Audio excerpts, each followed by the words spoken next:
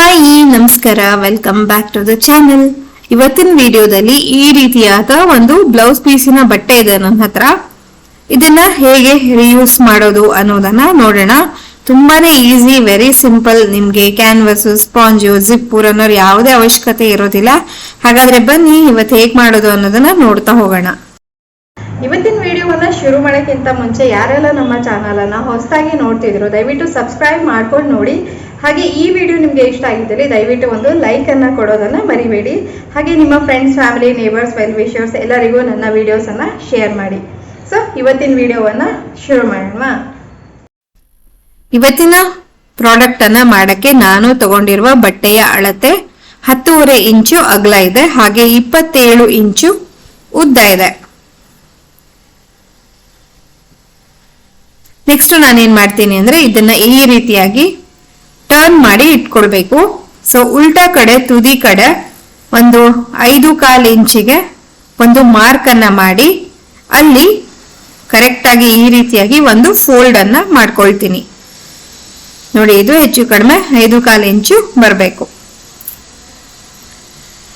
Next ಇದನ್ನ ಆ ಕಡೆ ತಿರ್ಗಿಸ್ಬಿಟ್ಟು ಇದೇ ರೀತಿಯಾಗಿ 5.25 ಇಂಚಿಗೆ ಮತ್ತೊಂದು ಫೋಲ್ಡ್ ಬರಬೇಕು. ಆ ರೀತಿಯಾಗಿ ಇಟ್ಕೊಳ್ಬೇಕಾಗತ್ತೆ. ನೋಡಿ, ಈ ತರ. ನೆಕ್ಸ್ಟ್ ಏನ್ ಮಾಡ್ಬೇಕು, ಮೇಲ್ಗಡೆ ತುದಿಯಿಂದ ಈ ರೀತಿಯಾಗಿ ಫೋಲ್ಡ್ ಮಾಡ್ತಾ ಇದ್ದೀನಿ. ಸೊ ಫೋಲ್ಡಿಂಗ್ ನಿಮ್ಗೆ ಗೊತ್ತಾಗ್ಲಿಲ್ಲ ಅಂದ್ರೆ ಇನ್ನೊಂದ್ಸಲ ಪ್ಲೇಬ್ಯಾಕ್ ಸ್ಪೀಡ್ ಅಂತ ಇರುತ್ತಲ್ವಾ, ಅದು 0.25ಗೆ ಇಟ್ಕೊಂಡು ನೋಡಿ, ಕ್ಲಿಯರ್ ಆಗಿ ಕಾಣಿಸುತ್ತೆ. ಸೊ ಈಗ ಫೋಲ್ಡ್ ಮಾಡ್ಕೊಂಡಿದ್ದಾಯ್ತು. ಎರಡೂ ತುದಿಗಳಿಗೂ ಡಬಲ್ ಸ್ಟಿಚ್ ಹಾಕಿ ಲಾಕ್ ಮಾಡಬೇಕು.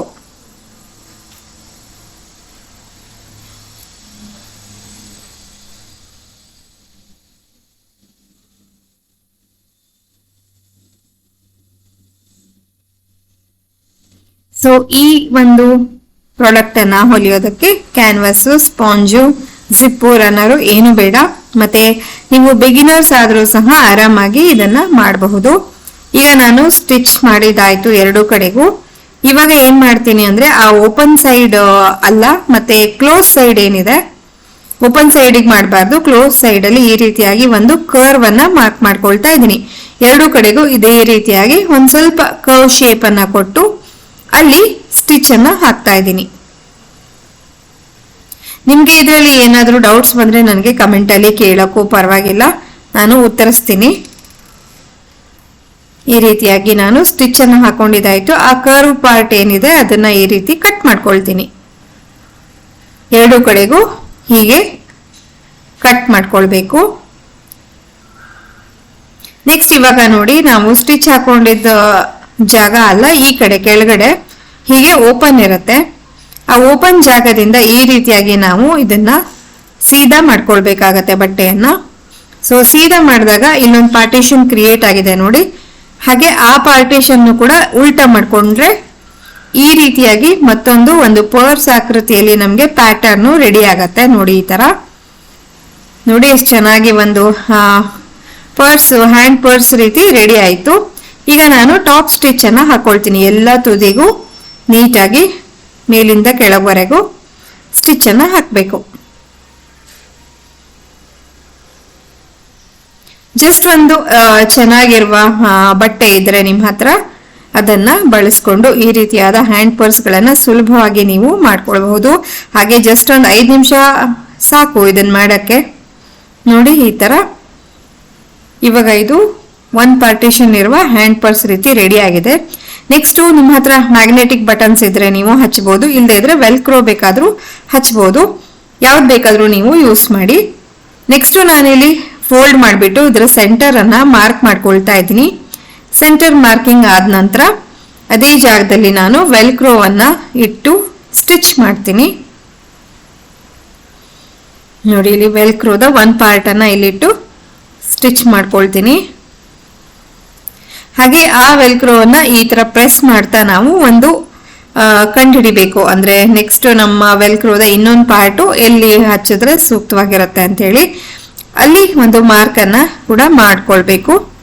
ಸೊ ಈಗ ಎರಡೂ ಕಡೆಗೂ ಮಾರ್ಕ್ಸ್ ಆಗಿದೆ. ನೆಕ್ಸ್ಟ್ ಇವಾಗ ಸ್ಟಿಚ್ ಮಾಡ್ಬೇಕಷ್ಟೇ. ನಾನೇನ್ ಮಾಡಿದೆ, ಈ ಸ್ಟಿಚ್ ಅನ್ನ ನಾನು ಹ್ಯಾಂಡ್ ಸ್ಟಿಚ್ ಅನ್ನ ಮಾಡ್ಕೊಂಡೆ. ಮೆಷಿನ್ ಅಲ್ಲಿ ಬೇಕಾದ್ರೂ ಮಾಡಬಹುದು. ಎರಡು ಕಡೆಗೂ ನಾನು ವೆಲ್ಕ್ರೋವನ್ನ ಅಟ್ಯಾಚ್ ಮಾಡ್ಕೊಂಡಿದ್ದಾಯ್ತು ನೋಡಿ, ಈ ರೀತಿಯಾಗಿ ಬಂದಿದೆ. ನೆಕ್ಸ್ಟ್ ಒಂದ್ ಸ್ವಲ್ಪ ಡೆಕೋರೇಟಿವ್ ಪರ್ಪಸ್ಗೆ ಈ ರೀತಿಯಾದ ಬಟನ್ಸ್ ಅನ್ನ ನೀವು ಹಚ್ಚಬಹುದು, ಅಥವಾ ಈ ರೀತಿಯಾದ ಬಟನ್ಸ್ ನಿಮ್ಮ ಹತ್ರ ಯಾವ್ದಿದೆಯೋ ಅದನ್ನ ನೋಡ್ಕೊಂಡು ಹಚ್ಬಹುದು. ಆಕ್ಚುಲಿ ಬಟ್ಟೆನೆ ಇಷ್ಟು ಕಲರ್ಫುಲ್ ಆಗಿ ಮಿರರ್ ವರ್ಕ್ ಎಲ್ಲ ಇರೋದ್ರಿಂದ ಯಾವುದು ಮೇಲಿನ ಡೆಕೋರೇಷನ್ ಕೇಳೋದಿಲ್ಲ. ಇದು ಆಸ್ ಈಸೆ ತುಂಬಾ ಚೆನ್ನಾಗಿದೆ ಇದು. ಸೊ ಇವಾಗ ನಮ್ಮ ಹ್ಯಾಂಡ್ ಪರ್ಸು ರೆಡಿ ಇದೆ. ಮೊಬೈಲು, ಒಂದಷ್ಟು ಕ್ಯಾಶು, ಚಾವಿ ಇದನ್ನೆಲ್ಲ ಹಾಕೊಂಡು ಹೋಗಕ್ಕೆ ಒಂದು ಪಾರ್ಟಿ ವೇರ್ ರೀತಿಯಾದ ಪರ್ಸು ರೆಡಿ ಇದೆ.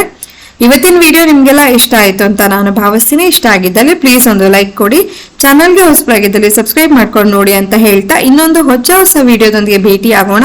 ಅಲ್ಲಿವರೆಗೂ ಎಲ್ರಿಗೂ ಧನ್ಯವಾದಗಳು. Take care and bye.